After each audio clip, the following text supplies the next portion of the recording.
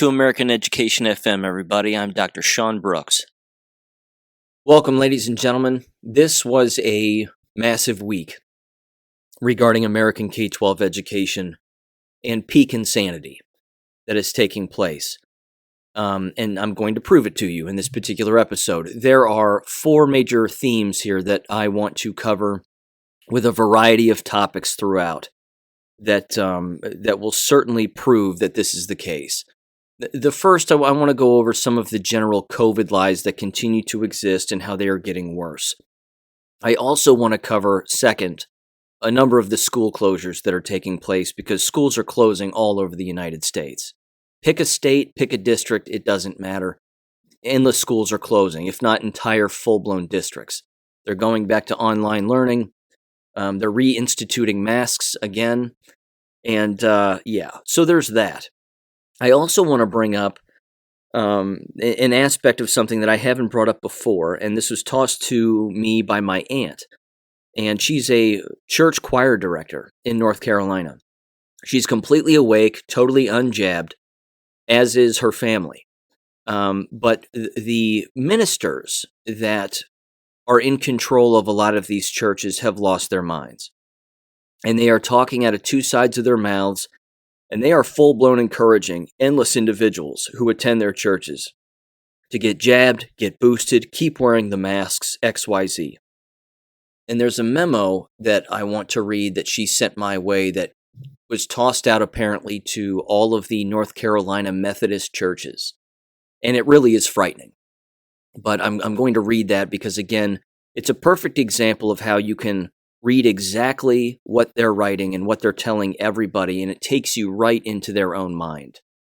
I mean, it's just a perfect, crystal clear image of what they're actually thinking and how there is no thought because they don't even hear themselves contradict themselves in their own writing. They type it out. Apparently, they don't even proofread anything, and they can't even pick up on what it is that they're writing. So it's very, very telling.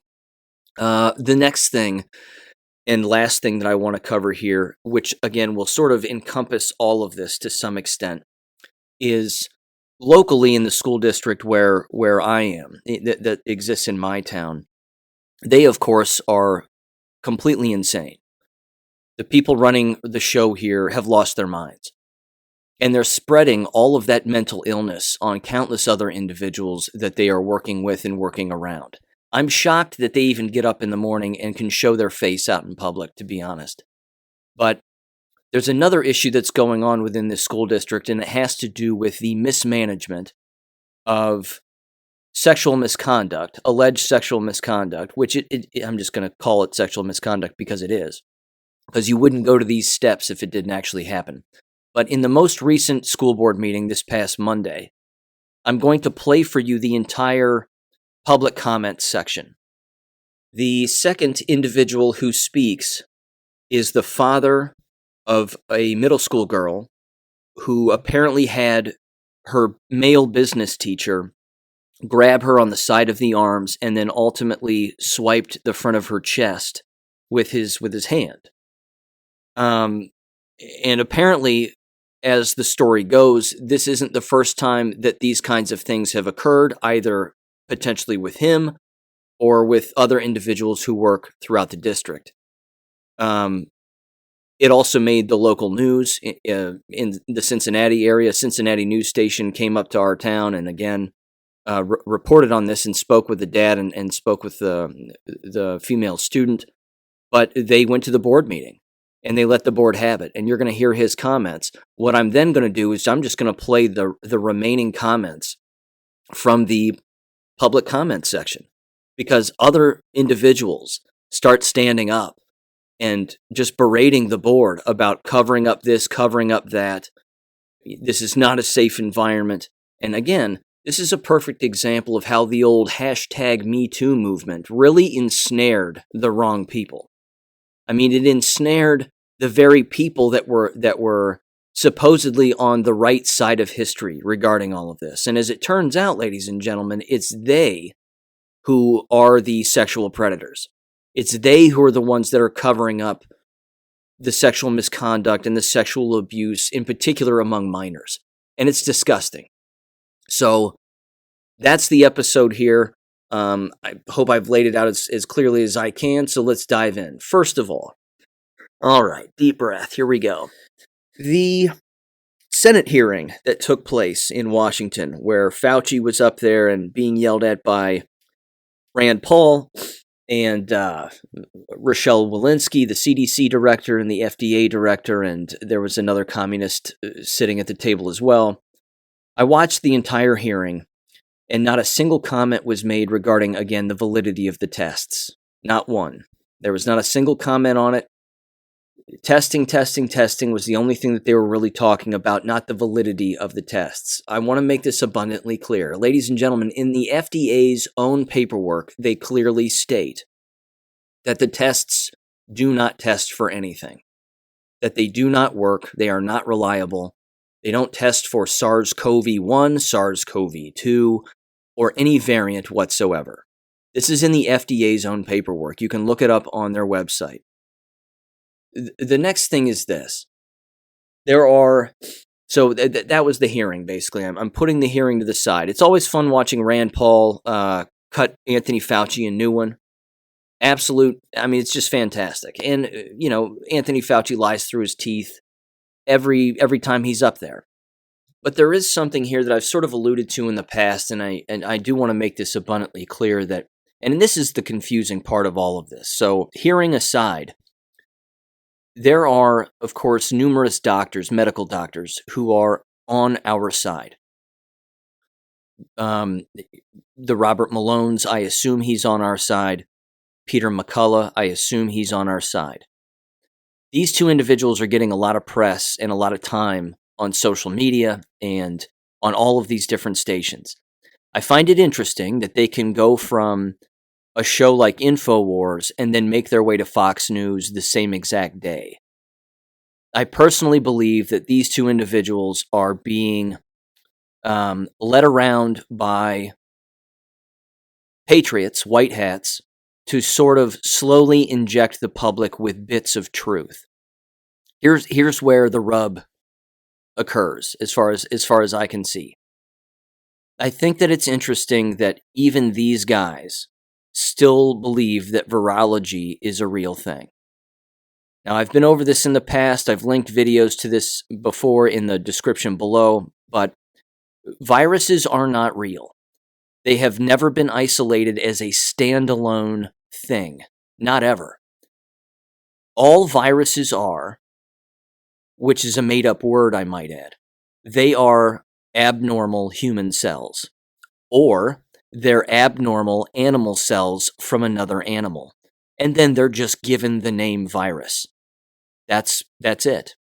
It's that simple, which means the name is made up. And virology has been disproven endless times throughout history, but certainly 120 years ago. The problem is that you have to keep the lie of virology alive in order for people to be scared and pharmaceutical companies to make money. If the lie doesn't continue and isn't perpetuated, then it pops everybody's balloon. And then you talk about mass formation psychosis, you would have it there. Because everybody would say, well, wait a minute, this has been a lie this entire time. See, those of us that read old history know that it's a lie. Because that's one of the things that they always do with the real inventors and the real discoverers of endless truths that exist, is the money backers destroy them, do whatever they can to discredit them, make them penniless. And then they move forward with the exact opposite plan, which of course counters the truth. Because in perpetuating the lie, they can keep the money flow and the money stream working. They need that to be the case. And the enemies and powers that be here need people scared. They have people so scared regarding all of this COVID nonsense, which stands for Certificate of Vaccination Identification. Again, you would think that people seeing that acronym over and over and over again with big bold letters, COVID, would ask themselves what that stands for. but too many people just blindly believe. And again, you can ask anybody on the street. Ask them what COVID stands for, and they'll say coronavirus. No, it doesn't. It doesn't stand for that, but they don't know that. So something as simple as an acronym isn't even being thought about or investigated by most people. They just see it and then they just go, well, I'm sure there's some other scientific name, but whatever, it all means the same. No, it certainly does not.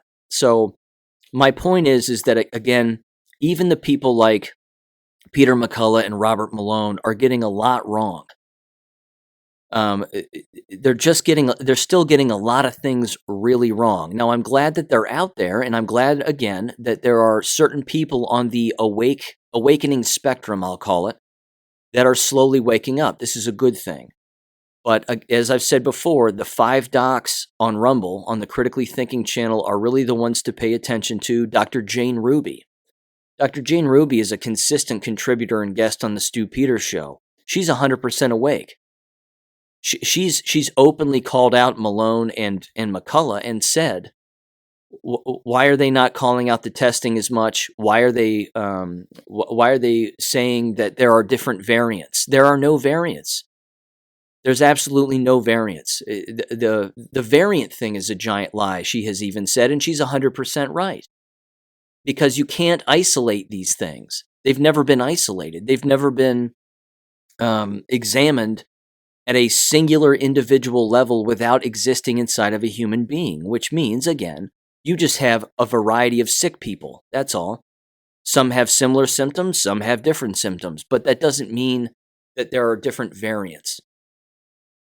Okay, so basically, with all of that said, it's worth keeping in mind that even among the good guys, so to speak, there are always going to be these mistruths or half-truths that are told. And it really is because they still believe things that are not real. They just do. And I fully understand that it's a very difficult thing to come to grips with regarding the simplicity of all of this. Because when you talk to a virologist, somebody who, quote-unquote, studies viruses for a living, and you tell them viruses are not real, they will tell you the exact opposite is true. Because they have to. I mean, that's bumping right up against their own cognitive dissonance. It's bumping right up against, again, everything that they believe to be real. And that's a difficult thing to shed. But again, I don't know if I've mentioned the quote before. I'll certainly say it here. Again, Friedrich Nietzsche, I'm going to paraphrase him, but he's 100% right. He said, if the snake that does not shed its skin ends up dying. And it's no different with the mind. The mind that refuses to change its opinions to fact will also cease to be a mind. It will not exist anymore. So, if we can all sort of get to that point, slowly but surely over the course of time, we're going to survive. We're going to be okay. It's the people who aren't consistently learning. Those are the people that you have to watch out for. And unfortunately, a lot of those individuals, again, are good people. And they're on our side in this war. And I just want to provide one example here too. And it's a piece of audio that I want to play. And almost all of these videos are on Gab. But there is a woman by the name of Christine Dolan. And she interviews vax-injured people. And again, these are good people here. Okay, Christine Dolan, solid woman, cares a lot, and her guests that are on who have taken the jabs, again, they're good people. They fell for the trap, unfortunately. You know, they use the common lines, well, I had to do it for my job, or I had to do it because of this and that. They didn't have to do it. They were coerced. They fell for it because they weren't strong enough to say no, and then they just did it.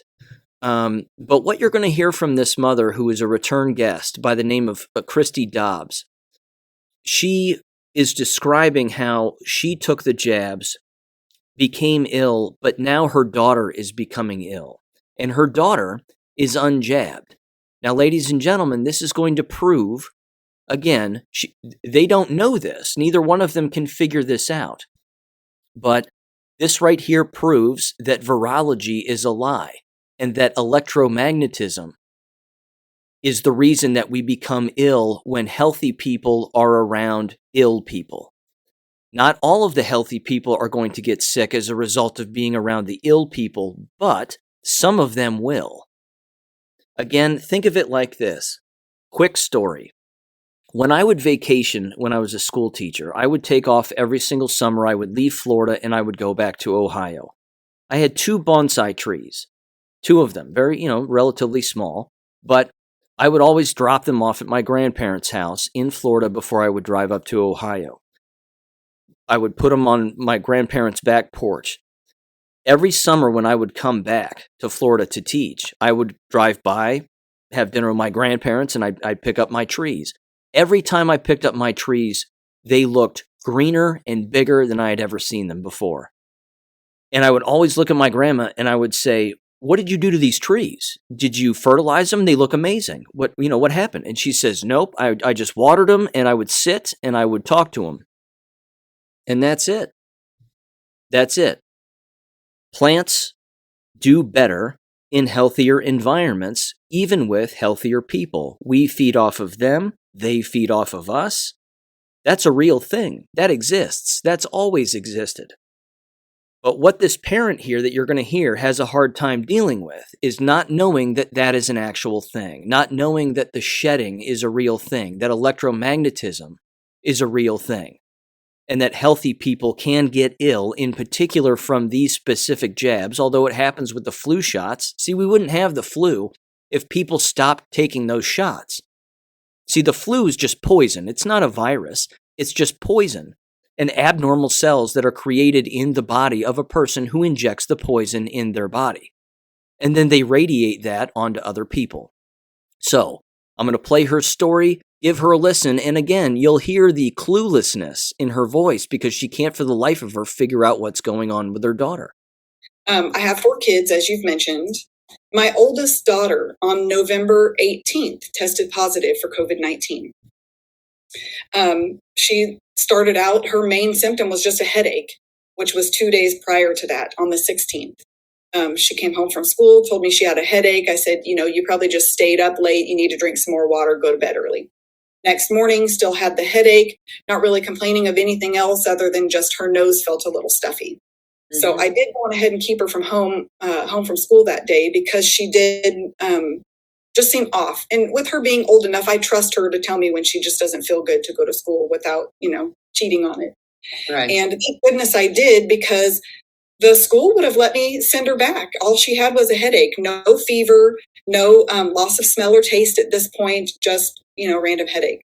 Did you, pardon me for interrupting, did you then, when she had the headache, is that when you immediately had her tested? No, it was actually 2 days later. And Here's the funny thing. So that Tuesday, which was November 16th, is that right? Yeah, that Tuesday, November 16th, she actually complained to the school nurse that morning that she had a headache. And the nurse just said, "Oh, you probably didn't get enough for breakfast. Wait until lunch. If you still have a headache, then, come back and see me." Well, she felt silly. She was like, "I'm not going to go back up there for a headache. I'll just wait till after school and get some ibuprofen, So I knew that it was bothersome, but again, that was her only symptom. COVID-19 never even crossed my mind. I was thinking it was her time of month. She was having a headache from some sinus pressure because it was, still late fall here in Missouri. And so allergies were still persistent and they, plagued most of us in my home. And it wasn't until Wednesday night, in the middle of the night, she came in my room, and she's not a crier, crying, "Mommy, I don't feel good. I feel dizzy. There's something wrong with me." And that's when I immediately started to get scared because she was feeling like she couldn't walk and was uneasy. So I gave her some medication to help. Oh, she was running a fever at this time too. So I gave her some medication to help with the headache, the fever, and she slept well through the rest of the night, but I put her in bed with me. And so that was my first exposure to her. She tested positive on Thursday, November the 18th.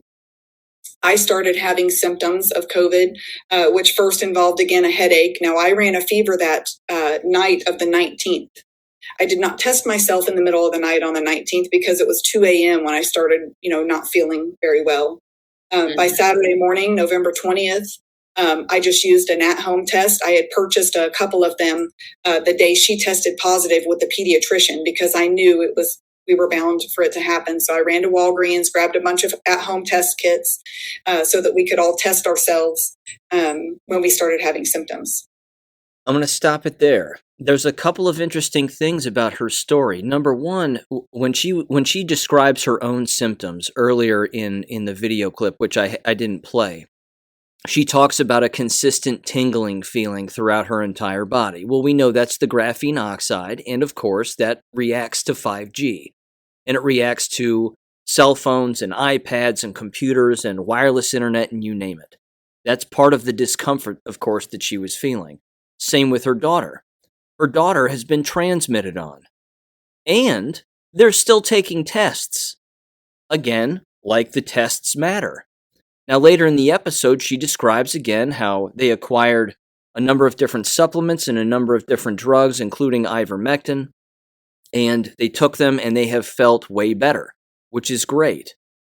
The continued problem, however, is not only the testing, but she continues to go on in the full-length video, which is about 25 minutes long, that she thinks that it's unfortunate that they didn't get blood tests to see if they had the Delta variant.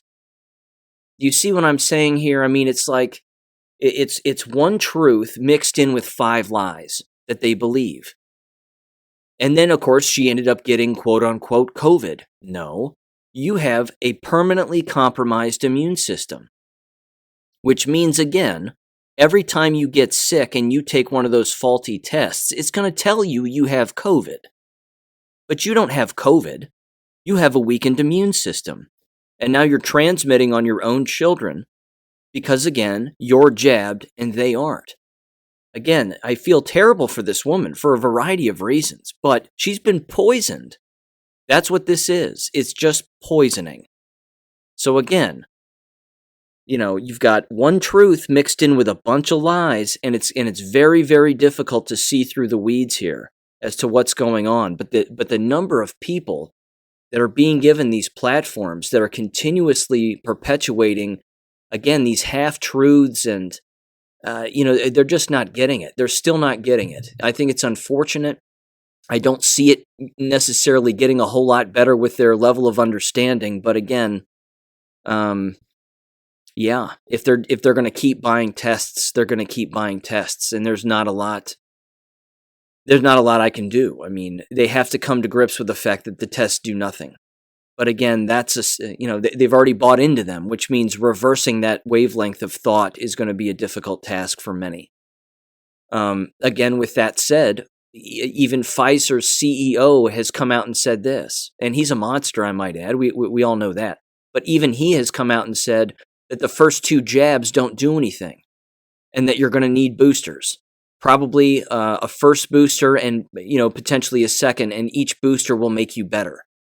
The man's insane, but there are people that believe this. I mean, there are probably still people that, again, will take booster shots even though they have quote-unquote vax regret. Why not? Why wouldn't that be a notch on the COVID spectrum of insanity? It probably would be. So again, I wish the Christy Dobbs lady the best, but even Christine Dolan is giving her a platform. Christine Dolan is very ill-informed on what's really going on here and the shedding and the transmission, and nowhere does she say anything about the test being faulty, which is a shame, because I think that's everybody's responsibility here who knows what's really going on. So, next subject here, school closings. And again, it ties directly, of course, into the COVID insanity and all of these lies, because these schools are closing because they're forcing these tests on people. And as we know, they're forcing masks on people. I'm going to read off a list of local area schools that are all closed here in my area. Again, Southwest Ohio, Cincinnati area. This comes from the local NBC affiliate WLWT. More Cincinnati areas school closed, going remote amid COVID-19 surge. Incorrect. It's not a COVID-19 surge. It's a jab poison dying surge. That's what's occurring here. So, here are the schools. Cincinnati Public Schools, they're closed. They're going to remote until January 24th. Covington Independent Public Schools in Kentucky, right across the Ohio River. Same thing, closed, at least for the next week. Forest Hill Schools, same thing. Gatlin County Schools, same thing. Hamilton City Schools, the entire district is closed. Lebanon City Schools, Little Miami Schools, Lockland Local Schools, Loveland Schools, Mount Healthy City School District, New Richmond Schools, North College Hill City Schools, Reading Community Schools, Talawanda Middle, the middle school in my town, closed. Not the rest of the schools, but just the middle school. What does it say here? School has 29.5% student absentee rate, with 102 students absent on Monday and 207 students absent on Tuesday. It says 14 middle school staff members are absent.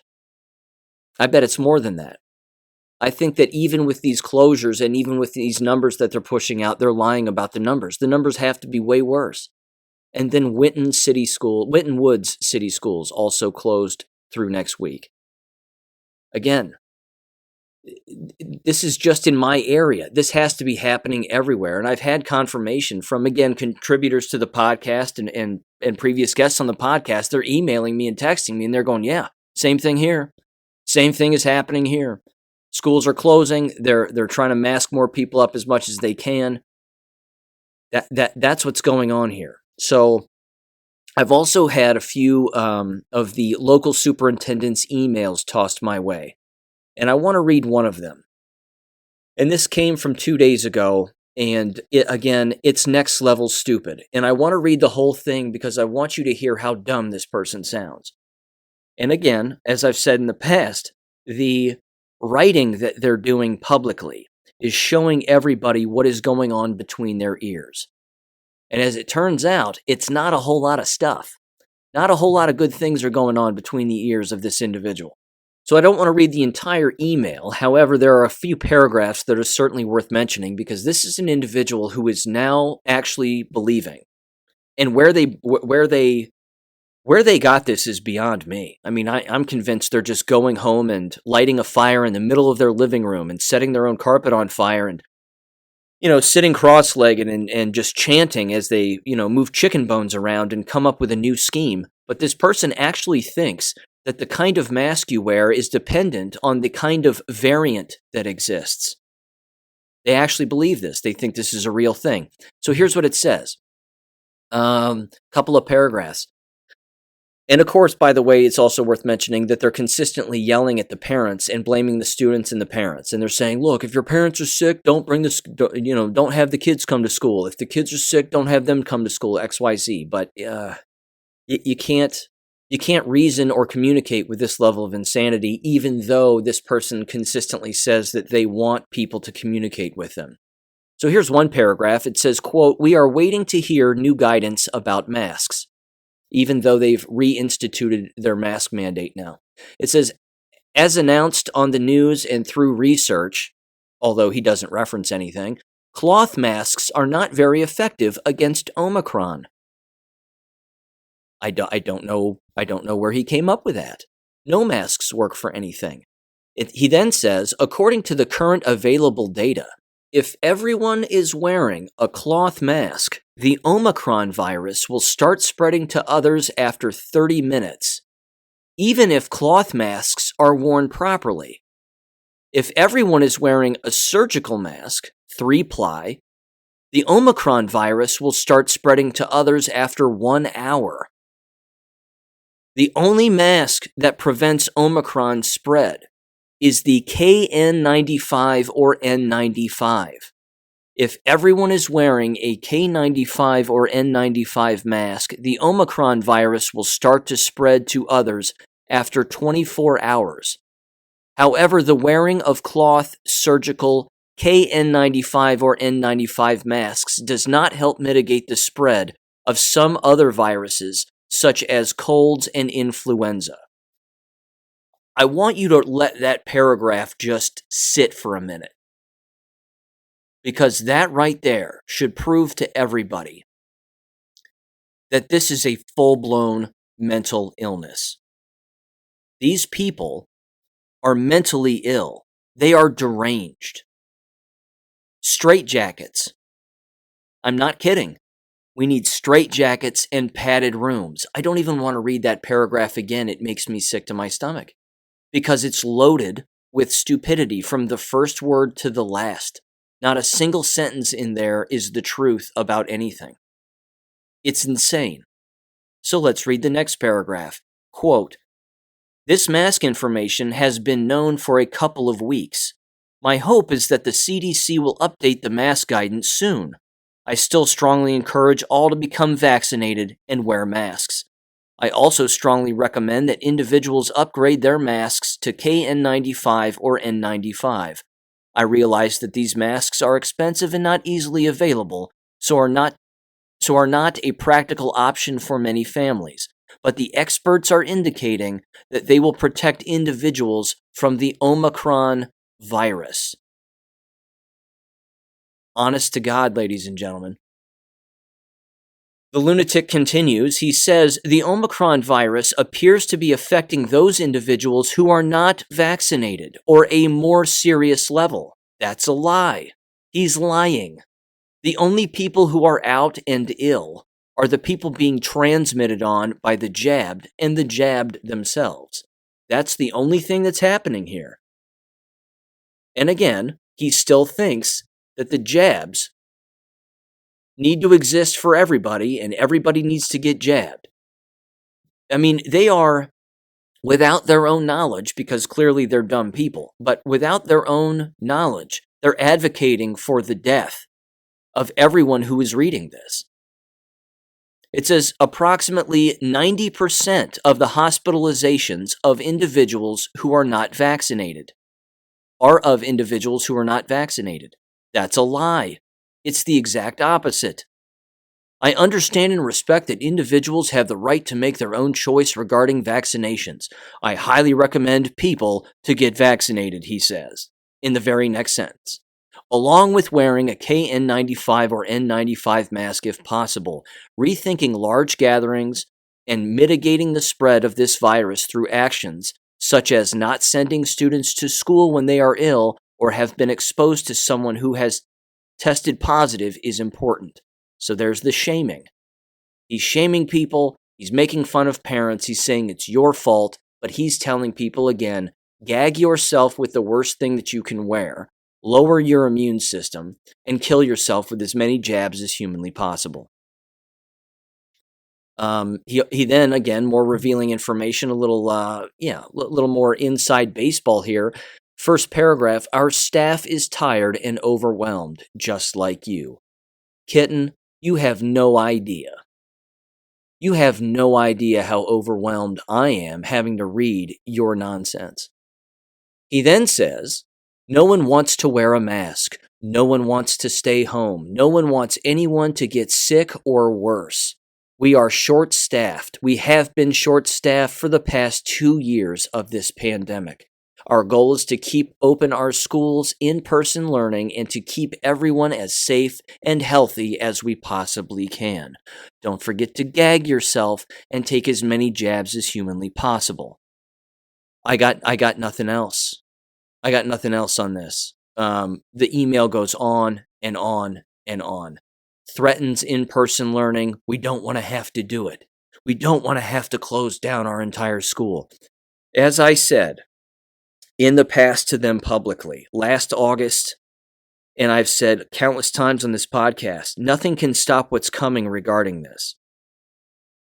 He's lying. He's covering up for the fact that it's the jabbed that are falling dead. It's the jabbed that are ill. And the reason that you're short-staffed is because no one wants to enter that realm of insanity. They don't want to do it. And they don't want to wear a mask, which means, again, as I've said in previous episodes, what kind of a mind is being attracted to this kind of an environment? Is it a healthy mind? Is it an insane person?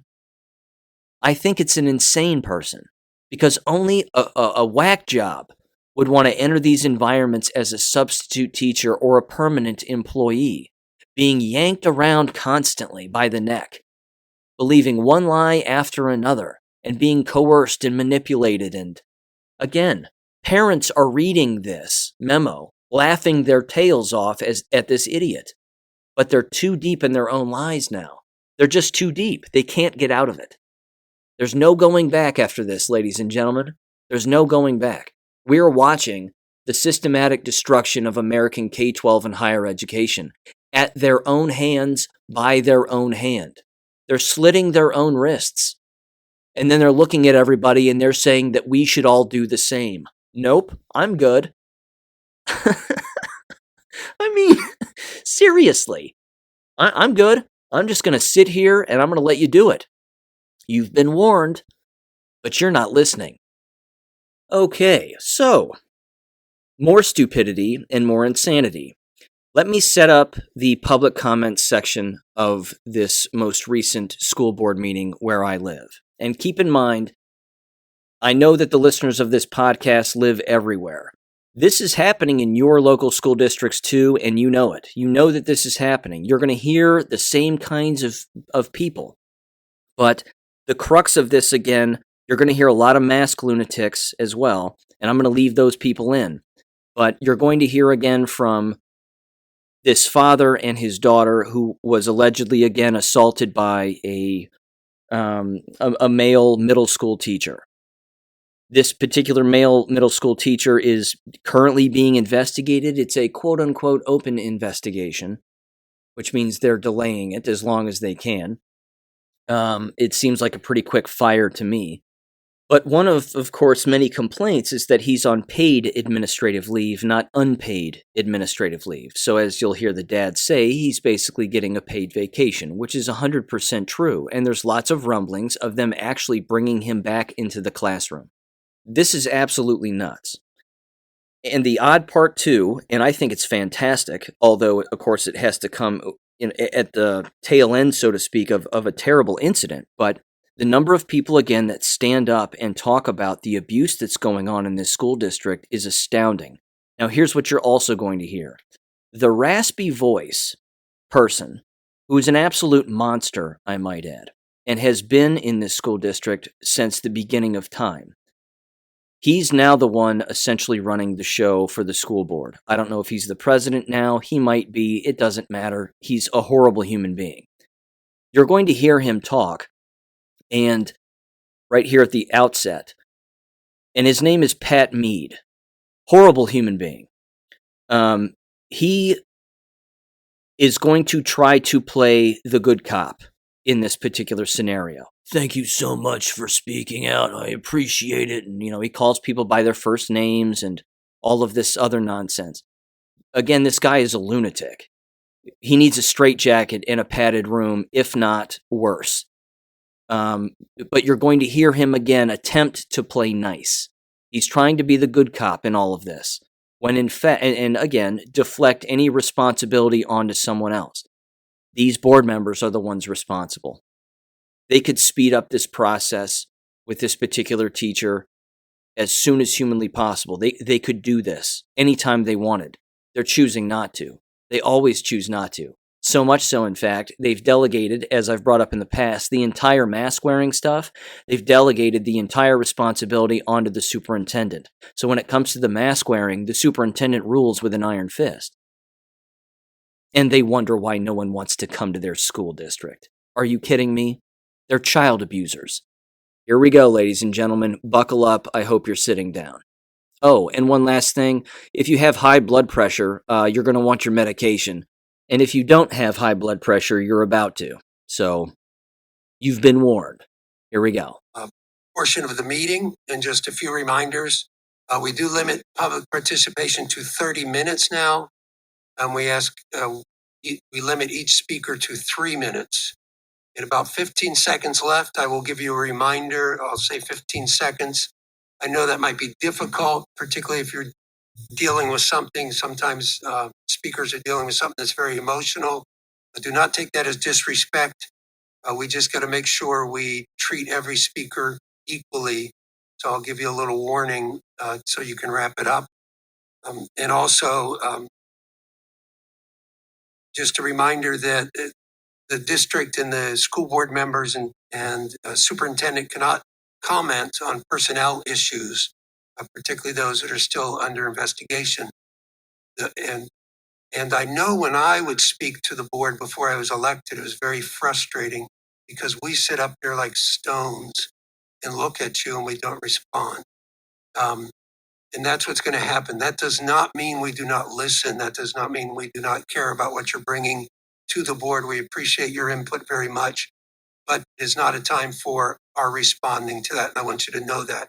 But I guarantee you that the 5 board members up there do listen to what people say to them. So that being said, is there anyone who wants to address the board this evening? Dustin LeMay, Hanover Township. Before I get into what I came to say, I just want to thank the entire community for the support that has been given to Michaela and her family. It's been overwhelming. Yes, I said her name. We're not going to hide or shy away from it. I stand before you today as the proudest parent in this room. My daughter was the latest student to be victimized by a teacher at your middle school. Even though she was scared and confused, she knew what had just happened was wrong. She immediately reached out to her sister for guidance. During the next class period, she approached her teacher and asked to go to the office. That is where she did the most courageous thing imaginable. She spoke up. At the time of the incident, we weren't aware of the past. We weren't aware of many complaints that took place before us. We weren't aware of the girls that had the courage to speak up to only have their complaints ignored by the staff and administration. Those girls were silenced. Their voices were taken away. I'm here to tell you today that is no longer the case. I want them to feel brave. I want them to know that they are doing the right thing by speaking up now, even if it's months or years after their incident. For the other girls that may still be in fear of coming forward due to the backlash or possible retaliation, I will be their voice. The fight I'm fighting is not only for my daughter, but is for all the girls who have become prey to this predator. Over the last week, the number of victims has continued to grow. I've had several parents and victims message me directly, sharing the details of exactly what they went through. Instead of the teacher coach being punished, the victims were made to feel like they were the ones being punished for telling on him. My question to you is why? Why was this covered up? Why wasn't this properly reported? Why wasn't the community made aware? Why have you continued to protect him? Is it because you were afraid of how it might make the district look if there was an announcement that a teacher committed an obscene act against some of the students? Or is it maybe just because you simply didn't care? All staff and administration who are aware of his actions but did not follow the proper steps to report it are just as guilty as he is. By not taking action, you gave this monster easy access to continue preying on our girls. As reports come out, so will names. I can promise you that all those involved will be held accountable. I will continue fighting until he is no longer permitted to hold a teaching or coaching position, and all of those who have enabled him along the way are punished. These girls deserve justice, and justice is what they will get. We will never be able to make them forget what happened, but we give them hope in knowing that there are people out there that care. At this time, I demand that his status be immediately changed to unpaid administrative leave. He does not deserve to be sitting at home enjoying a paid vacation at the expense of these girls. I also demand that the district make available in-person counseling services for the victims. These girls have suffered and deserve to be able to speak with someone without it being a financial burden for their parents or guardians. Your actions over the next several days will go a long way in helping to prove to the students, parents, guardians of this district that you're looking out for their best interest. It's time to stop looking the other way. Their voices will no longer be silenced. I believe them.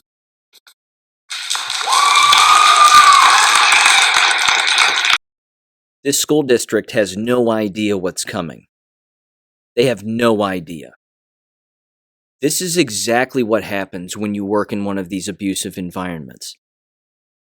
And I don't think it's a bad thing that this particular thing happens where even the innocent start to become embarrassed for where they're working. And they start to say to themselves, wait a minute, I can't work here anymore. I can't possibly work in an environment like this anymore that's covering this kind of thing up. You heard the dad. He again, more victims, more names. He's going to hold everybody accountable. This is what happens. This is what happens when you screw with people. When you don't leave people alone, we will come after you with everything we have. That's what most law-abiding, moral human beings do. We will destroy you. And this dad is going to tear this district apart, and he should. And I'll help him do it. But it's this kind of thing that has to happen more often. Every single time something like this happens, they've got to go for the throat of these teachers, administrators, and school board right up and down the chain. Don't ever let them off the hook, and stay on all of them. And don't even let this school board numbskull who is talking with the raspy voice, don't let him play nice and make it sound like, again, he's in it for everybody and he wants the right thing to happen and blah, blah, blah. Ladies and gentlemen, he's involved. He's involved. He's been involved. Like I said, that idiot has been in this school district for a very long time. You can't have somebody like that remain in the same place, work their way up the ladder, so to speak, end up on a school board, become president, and then all of a sudden act like they've never dealt with anything like this before. Justice should always be swift in moments like this. Always.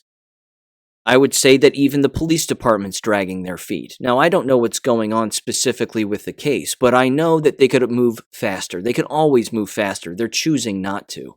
Because one of the things that they love doing is allowing the public to hang the guilty parties so that the guilty parties will just quit, that they'll just resign, offer up their resignation. That doesn't mean that the investigation goes away. It doesn't mean that the right thing still can't occur after the fact. But if they get the resignation from the person first, as far as the district is concerned, and some of the straitjacket wearing numbskulls within the district who are allegedly in charge, what they end up thinking to themselves is that because he resigned, it's not our fault. He's admitting guilt by resigning, so to speak. But because he's resigned, well, there's nothing we can do now. Nah, this is a dad that's never going to forget this. And he shouldn't. And that's an excellent, excellent example of a very strong young woman who has the courage to do what she's doing. Now let's listen to the rest of the lunatics in this particular meeting. I skipped over the first person who talked because he was rambling on while he's wearing his rainbow mask about people who were being made fun of because they're gay and people being made fun of because they have stickers on their classroom doors and blah, blah, blah, blah, blah. The guy's a lunatic. So it wasn't even worth playing him. There's another person in this meeting who I'm also not going to play, and he's kind of what I call the money guy. Old Money Mike. He always shows up. He rambles on about money and how they're not, following the funds appropriately. And I mean, he's 100% right. But he comes with the same message every single time, and he says nothing new. So I'm going to skip over him also. But I'm going to let the rest of the people talk here. And again, you're going to hear some mask lunatics throughout because this stuff is just rich. Mike Starr. I don't have any major skin in the game here, but Ella and her father inspired me to come and speak out. They didn't ask me to, but I want to share a story about me. When I was a sophomore, junior in high school, my best friend invited me to a pool party at their family friend's apartment. So I didn't think anything of it back in 83, around there. Went there, and while I was about to get ready to go out to the pool, this friend of mine came up to me and said, "Hey, Hal wants to know," that was the family friend, older gentleman, wanted to ask you something. And he basically propositioned me to go to bed with him. And immediately I said, "No, take me home." I had the wits on. I never said anything about it, but a few years later, I was driving down the road. I remember exactly where I was in Carmel, New York, driving down the road, and I heard on the radio, and this man, Harold Hotchkiss, was just arrested. And he was committing crime. He was kidnapping children, boys, and locking them in in his apartment where he would then sexually. And this went on for a few weeks. He did get caught, luckily. But to this day, I still felt like, had I not said something at the time, would he not have done that to his children? These children that he met molested. I'm sure they're still feeling it today. Michaela was one person. I've dealt with this particular individual for quite a while, and I've seen things that were questionable. But I always said to myself, "No, that can't be right." Um, the things that I see him doing, I even got into an argument with him after my daughter emailed me about her friend with text messages directly from her friend describing what just happened to her right outside. And it's not my place to share names. She wants to come forward, she can. But I knew at that moment when I saw those messages from this girl that my suspicions were accurate from what I've seen, what I was just told. When this came out, there was no question in my mind. I'm not here to ask you to do anything. I think 15 Dustin. seconds, Mr. Okay, Dustin did his job. I just wanted to show support and make everybody understand that the numbers of people that are coming out are nowhere near the number that probably are out there. Takes a lot of strength. Thanks. Thank you very much.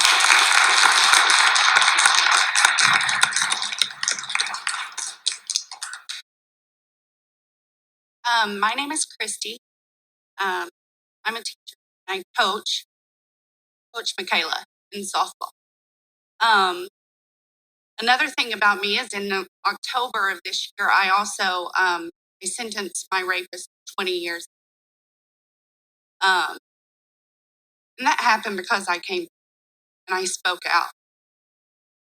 I don't think that anyone realizes the courage it takes to stand up and say something happened to me that wasn't right.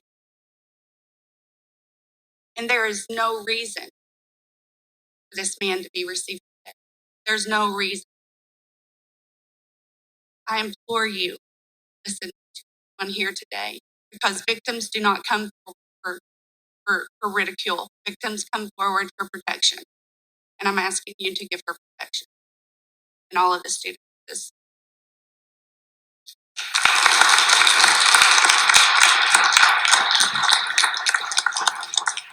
Thank you, Christy. Hi, Sarah Staten, Oxford resident. I'm kind of embarrassed to say that I would not be here tonight without the push of my younger sisters. They both wanted to come because they are students here at Talawanda. I would like to know what kind of example we're hoping to set for our children. We want to grow strong, smart, problem-solving adults from Talawanda School District. So how do we do that without allowing students to be heard, unless we truly hear them and then support them? Students have been coming forward for years, to my knowledge, as a Talawanda alumni. This man has been making students uncomfortable since I was in school and before then. I understand that there's a teacher shortage and a sub shortage. I truly do. And that it would be very hard to replace not only a teacher, but a coach. But what I don't want for our children is for them to not come forward in the future for fear of being ignored, for the horrible chance that something worse than the reports made on this man to happen to these girls and they stay silent because they've been ignored in the past, because a person in power took advantage of them and held it against them, knowing that nothing would be done and that nothing had been done in the past. So why would they stop then? I understand that it's hard to replace these kinds of people, but our students are not replaceable. And to put them in a classroom with someone and in sports and near locker rooms with someone that makes them uncomfortable is just simply not fair, because students have to go to school and they should have to be able to feel safe where they are and feel like they're in a comfortable learning environment. And so I know that personally, I know a lot of 7th grade students that do not feel comfortable returning to that kind of classroom or even in a school with that kind of teacher or sports team with that kind of coach. And I know that some of them don't necessarily have the voice to say certain things, but I know that they wanted to be here in support for all of the different things that have happened and things that they've personally witnessed. Thank you very much.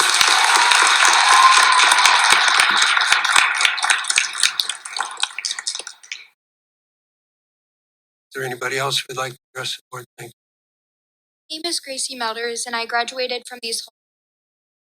It seems nothing much has changed. You tell us to come forward, but then you let us down. You say you'll listen, but you protect the abuser.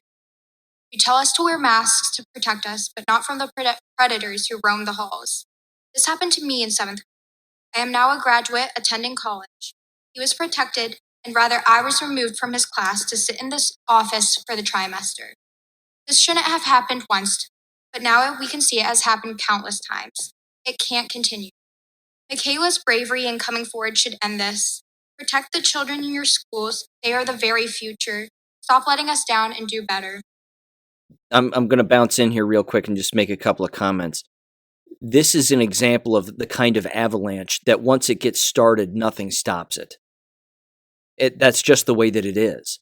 And again, regarding the sexual abuse and all of the allegations of sexual abuse and the cover-ups and even the mask wearing, all of it, the school district by nature, all across school districts plural in general, they all believe and run under the same premise that if they just keep trudging along and just keep moving forward, that people will just forget.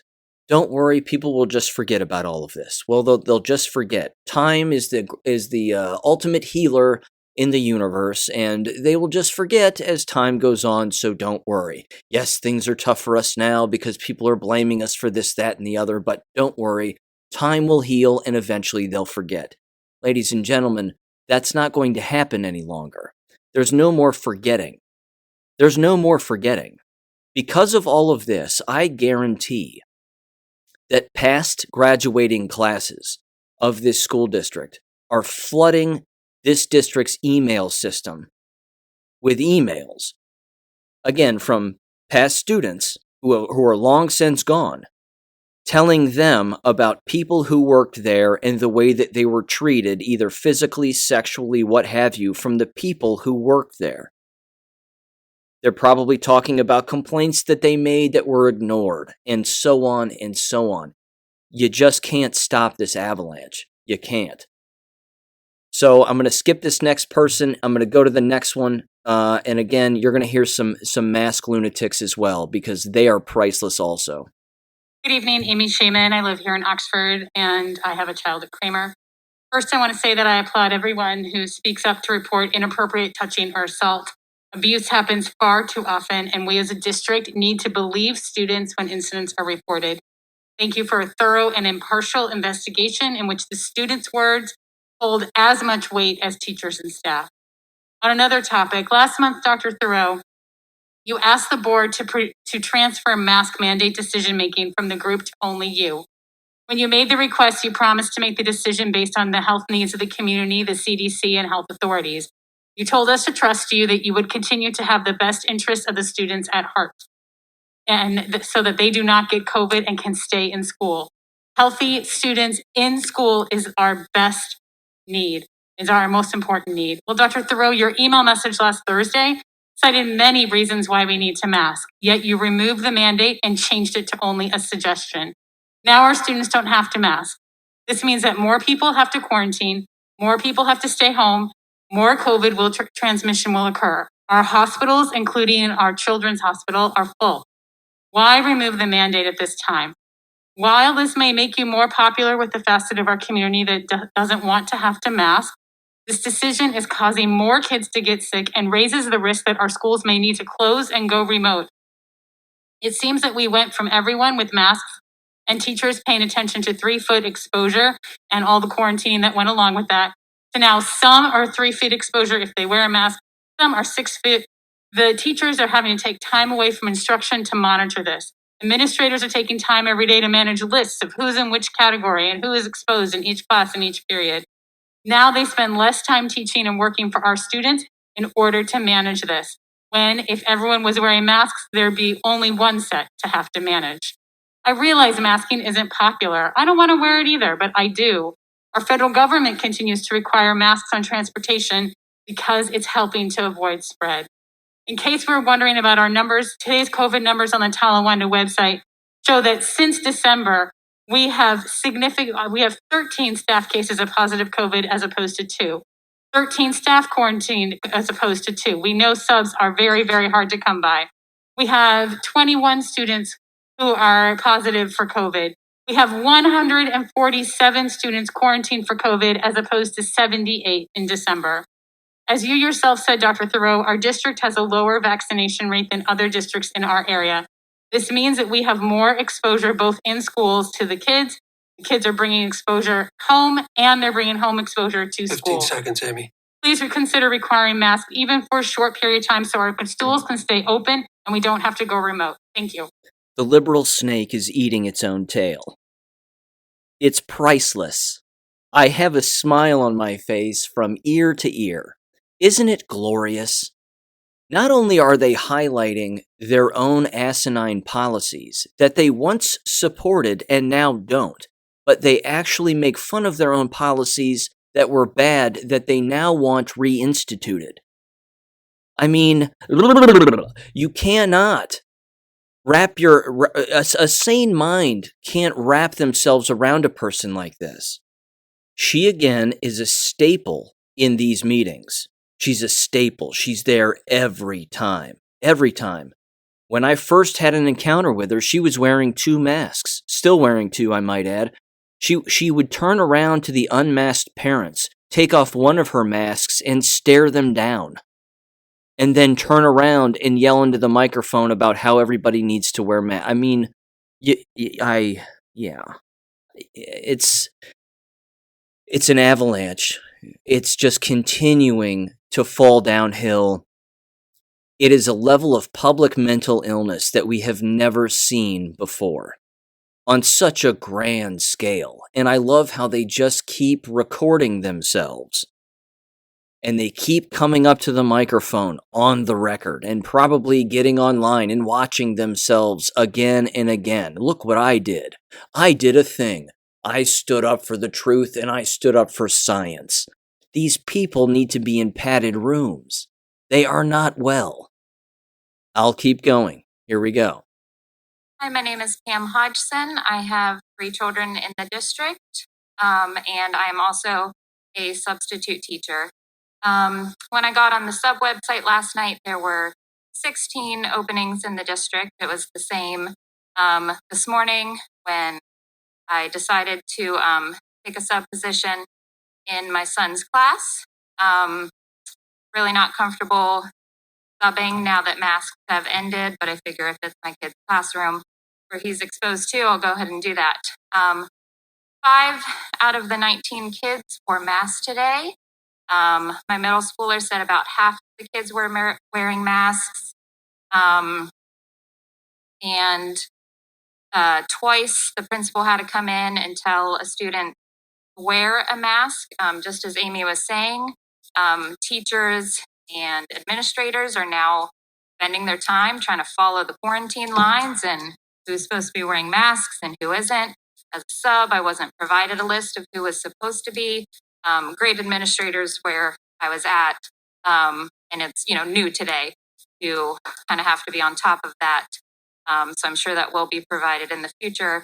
But I didn't know if any kids in the class were supposed to be wearing masks. A couple of the students were pressuring other kids to take their masks off, and every teacher that I talked to, before today from different buildings, friends, the teachers in the building today were very, very stressed about the classes not wearing masks. Maybe they're stressed about their own health, maybe family members at home, maybe their students' parents, students themselves, trying to keep track of who's supposed to be wearing masks, or stressed about having to go remote again. We want to keep these kids in school. Things have significantly changed since December. We have the National Guard going into hospitals to help. We have COVID overflow coming into our town, into our hospital. And I don't know how this isn't enough to continue the mask mandate. I don't know. I mean, it was different a month ago. I was thinking about having my first grader not wear a mask because she's incredibly shy, has some skills she really needs to work on. So I do understand that it's, it's hard for these little ones to continue wearing masks. I know it's hard, but strongly suggesting is just not enough. It's not. It's not. 15 seconds. Yeah. So thank you for your time, and please reconsider taking back control on that. Thank you. Carly Collins. I had no plans on speaking tonight, but bear with me. Right now. Longtime Oxford resident, Talawanda alumni. To piggyback on what the previous gentleman said about how he felt looking back, like he should have spoke up, maybe would have saved someone else from being harmed. My daughter is in 7th grade and goes to school with Michaela. My daughter also made a complaint on the same teacher in the fall before Michaela's incident. We followed proper protocol. I had a conversation with the assistant principal myself, so I know a complaint was made. Absolutely nothing was done. Had school board administration, Talawanda Middle School administration taken her complaint more seriously, maybe Michaela would have been spared and this wouldn't have even happened to her. So my question is, how many more girls are going to be affected by him before something is done? Thank you. Uh-oh. Uh-oh. More complaints have been made in the past and nothing was done? Shocking. I'm shocked. Said no one with a brain ever. Do you see this? This is what happens. This is what happens. First of all, back to the mask-wearing lunatic before this previous woman, this last woman. That person also cannot be helped. They can't be helped. They're going to kill their own children with these shots. That's a parent who, if they already haven't jabbed their children, are going to jab their children. The kids of that woman don't stand a chance. And yet, she still highlights the division that's going on that shouldn't be happening. You have a principal coming in yelling at students to put their masks on? Well, there was no mask mandate. They were optional for a while there. That's interesting. They were optional for, I'd say less than a week, but they were still optional. And most of the students, you say, were not wearing their masks and encouraging the others to take their masks off? Good. Good. That's what they're supposed to be doing. They care about their fellow peers. You see, they all have cell phones in their hands. And those cell phones are harbingers of truth. Unfortunately, they're harbingers of fallacy as well, which we all know. But if a single student in that building has Telegram downloaded on their phone, and they're reading COVID vaccine injuries, they're spewing the truth everywhere, as much as they possibly can, to as many people that will hear it. This is the issue here. This is going to be the dividing line. They can continue to impose N95 masks and highly encourage them and berate people all they want. They are creating the most unhealthy environment that exists in the world. It is the most unhealthy environment that exists. Outside of course, a hospital. American schools, they're the worst. Now, here's the last thing I wanted to bring up. And again, I sort of meant to bring it up earlier, but I'm going to bring it up now. This is the church memo that was sent to me by my aunt. And again, if American K-12 schools aren't unhealthy enough for you, how about some American churches? So get a load of this particular document because it's a doozy. It says the following. North Carolina Conference, the United Methodist Church. So this was apparently the memo where they all gather and do whatever it is that they do in their private meetings, and then they all walk away with this, I guess. It says COVID-19 Omicron update for congregational leaders. Quote, do no harm, quote unquote, is one of our Wesleyan 3 simple rules. Therefore, it is important as faith leaders that we remain aware of current pandemic threats to our congregations and communities. The COVID-19 Omicron variant is predicted to cause a massive surge in coronavirus infection quickly. Our time to act is now. That's the first paragraph. They actually had the balls to start off with do no harm. I can't believe they actually said that. Again, this entire document is lies, and it's frightening. I'm going to continue. Here we go. Quote, the latest data on Omicron indicates that we will experience an extraordinary spike in infections in the next few weeks. Nope, it'll just be the jab dying. It continues here. Great Britain has usually presaged the United States by 2 or 3 weeks throughout the pandemic. In London, Omicron went from a few cases to a vertical acceleration in just over a week. The United Kingdom public health authorities project 600,000 to 1 million cases per week at wave peak. Currently, the United States is experiencing 135,000 cases per day. Approximately 135 per day, it says. It is projected that our numbers of cases will soar. Omicron is 3 to 5 times more infectious than is the Delta variant.